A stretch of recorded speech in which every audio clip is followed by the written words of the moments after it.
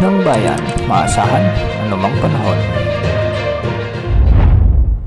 Magandang araw po sa ating lahat. Narito na ang update sa binabantayan nating low pressure area at sa magiging lagay ng ating panahon sa susunod na 24 oras. Sa ngayon ay patuloy nating minomonitor ang LPA na huling namataan ng Pag-asa sa layong 315 kilometers silangan ng Tagum City sa may Davao del Norte. Ayon sa Pag-asa ay nasa mababa hanggang sa katamtaman ang posibilidad na mabuo ito bilang bagyo sa susunod na 5 araw. Kahit hindi pa ito ganap na bagyo ay may posibilidad pa rin itong magpaulan o magdala ng mga localized thunderstorms tuwing hapon o gabi sa malaking bahagi ng bansa, particular sa may Visayas at sa may Mindanao area.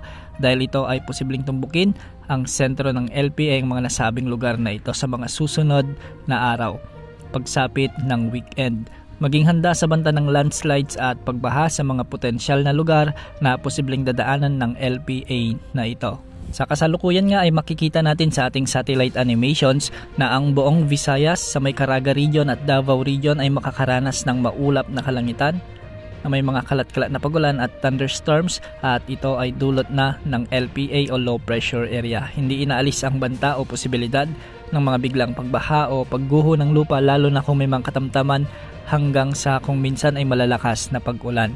Samantala sa Luzon at nalalabing bahagi ng Mindanao ay easterlies o ang mainit na hangin mula sa karagatang Pasipiko naman ang magdadala ng malinsang panahon sa mga lugar dito. Ang mga lugar na ito ay makakaranas ng bagyang maulap hanggang sa maulap na kalangitan na may mga isolated rain showers and thunderstorms.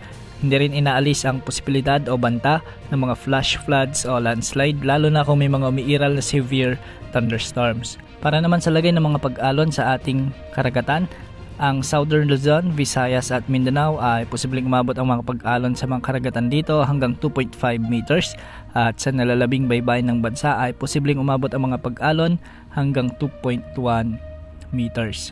Samantala, inanunsyo na ng Pag-asa ang opisyal na pagtatapos ng amihan season ngayong taon sa ating bansa. Ibig sabihin nito ay papasok na tayo o opisyal na rin ang pagsisimula ng tag-init sa ating bansa.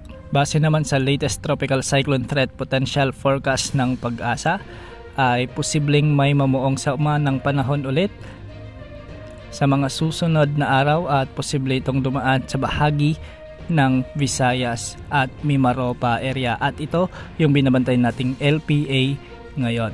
Laging umantabay sa ating channel para sa mga susunod na updates. Yan ang update sa lagi ng panahon, ito pong weather update ng bayan, masahan anumang panahon.